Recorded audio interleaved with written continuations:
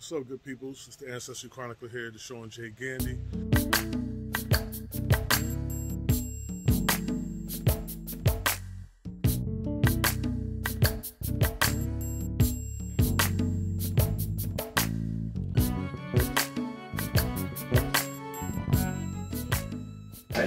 But in closing, what do you have? What's your future look like as far as you, Africa, your friends and family? Like, what does your future look like when it comes to Africa now, and you were involved in it?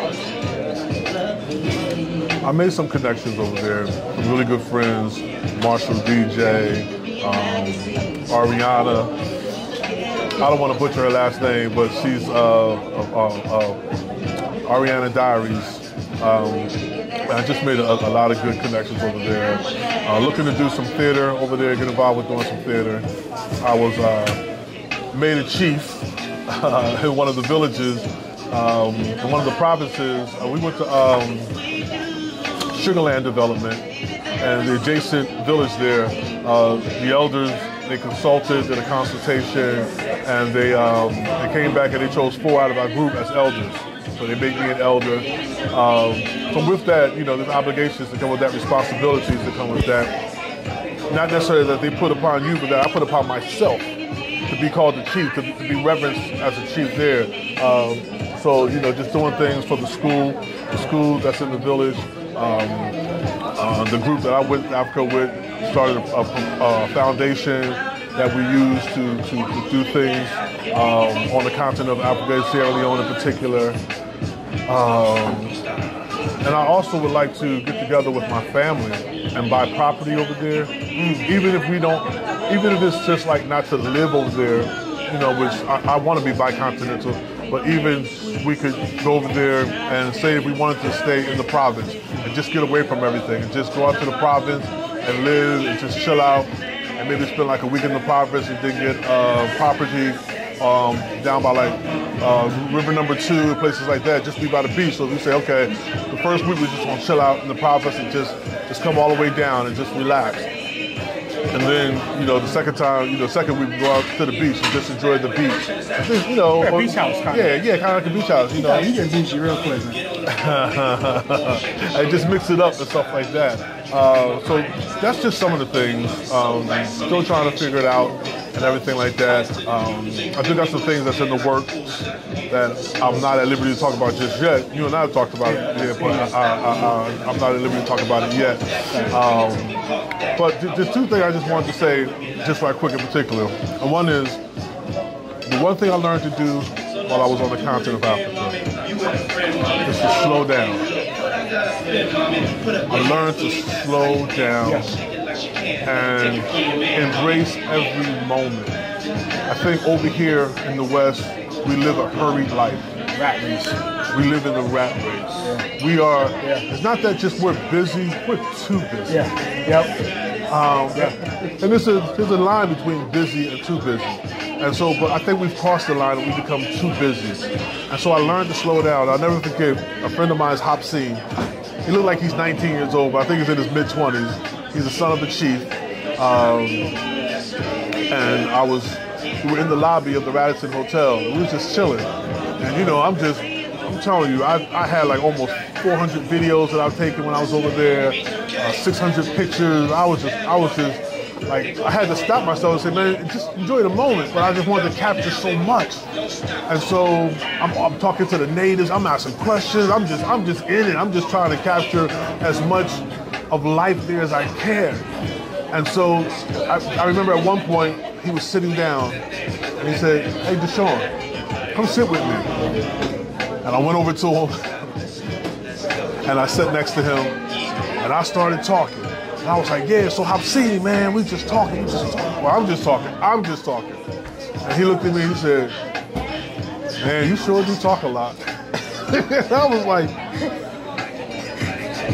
was like, well, we just sitting here. Like, oh, we're more than okay. Everything is good. Thank you so much. Thank you, sister. And I'm like, well, we just sitting here. Like, what are we supposed to do? Like, what are we supposed to do? Like, you know, he was like, just relax. Just relax. Just sit down and just relax. And I'm like, wow, and I realized how hard that was for me. And then somewhere within that time there, we went to a village in one of the provinces, and it was a village that he wasn't from. And you know, people in the village are just laid back, man. And he got to the village, and I seen him just connect up with a bunch of other brothers who were sitting out there from the village, and they were just sitting out, and he sat next to them, and they all just sat back and just chill.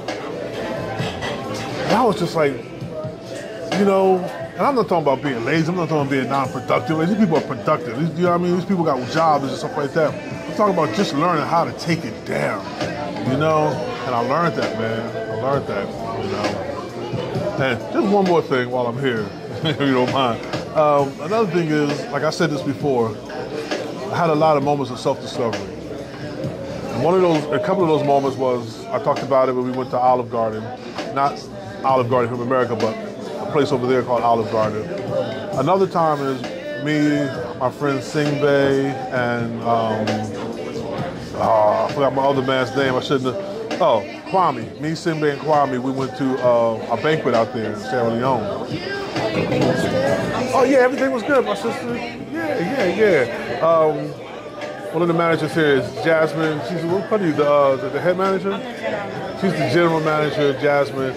She probably don't want to get on camera. She's still on the camera, but she is lovely, a lovely person. She's taking care of us, giving the top of the line treatment. So if you get a chance, you got to check out Blended Flavors here in Linden, New Jersey.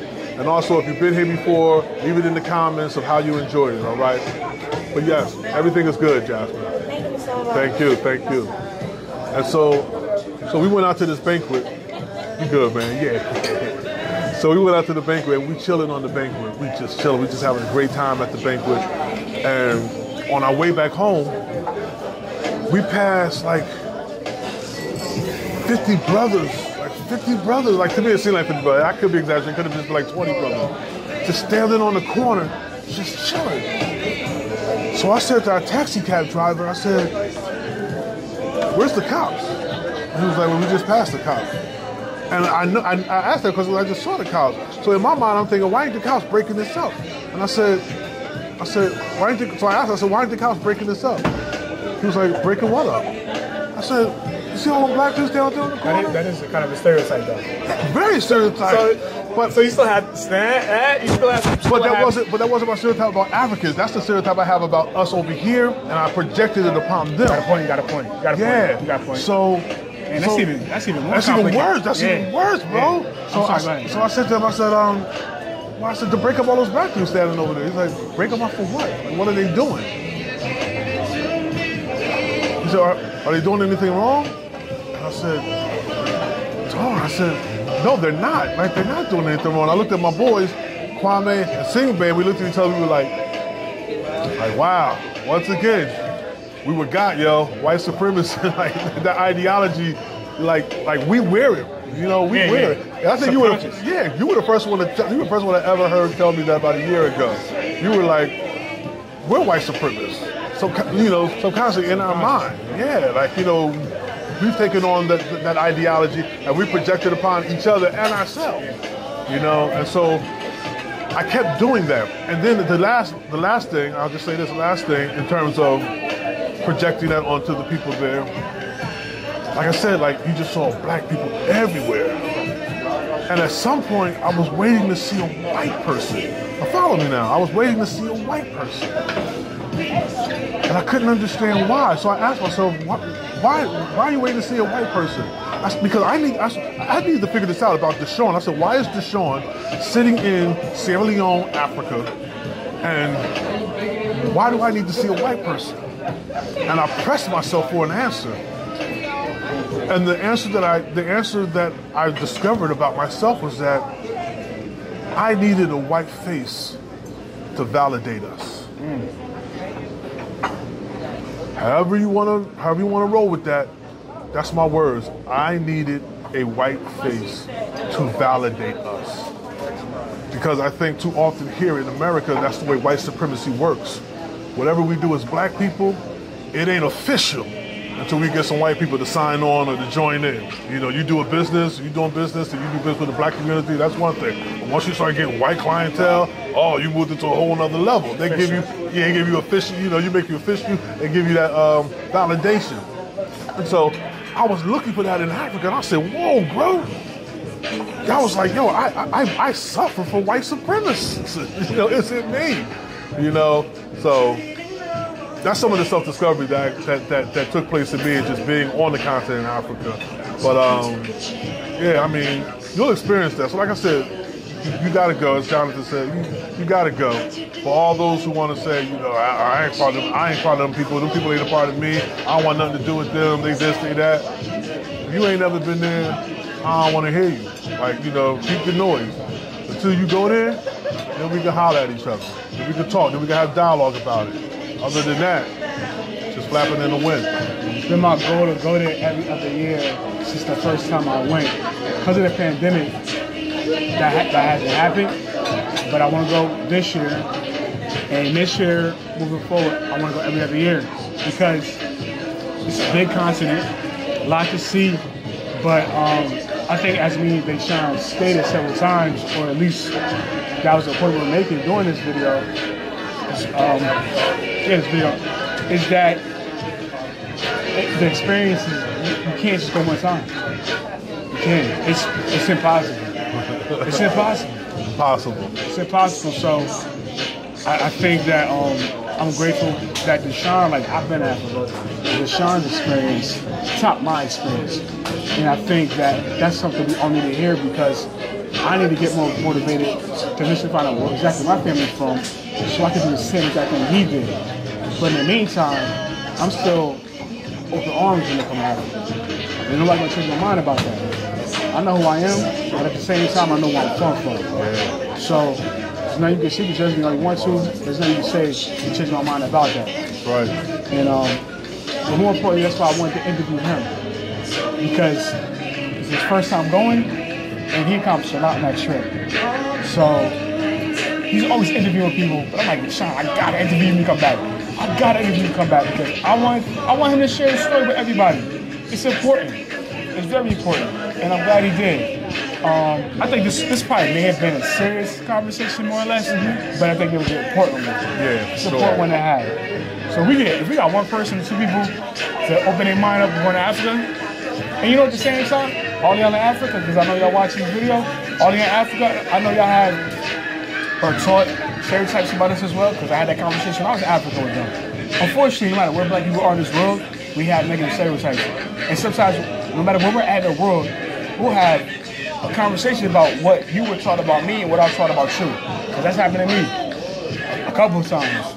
So, any y'all in Africa, please come to America. Yeah. You know what I'm saying? Connect with some black people in America. Yep. So you can learn what our experience is really like and what it's like being here. For us, good and bad. Yeah. Because nothing's all good and nothing's all bad. So I'm going to sign off with that. Yeah, appreciate that, Jay, man. Listen, I've learned and I'm learning how to embrace both my cultures. My black culture here in America and my cultural heritage from Africa. And we're blessed to be able, people of the diaspora, to be able to embrace both. And as Jonathan said, for those in Africa, to know that you have descendants, you have families, not descendants, but you have families that are part of the diaspora. And so that bridge has to be crossed both ways. And I'm just enjoying that journey. So I would love to hear your comments on this, on what you think about this, and just, you know, bridging the gap both ways. Your experience about stereotypes and then going to Africa and having that dispelled, or whatever. Anything you want to share, please put that in the comment. We'll be sure to talk about it. But subscribe, like, give me the thumbs up, and share. Thank you so much. And once again, I'm the Ancestry Chronicler, Deshaun J. Gandy. It's my boy, J. Trav, Jonathan, and we are here at Blended Flavors in Linden, New Jersey, enjoying this good, delicious Caribbean and soul food blend. All right, so peace, peace, peace. I holla.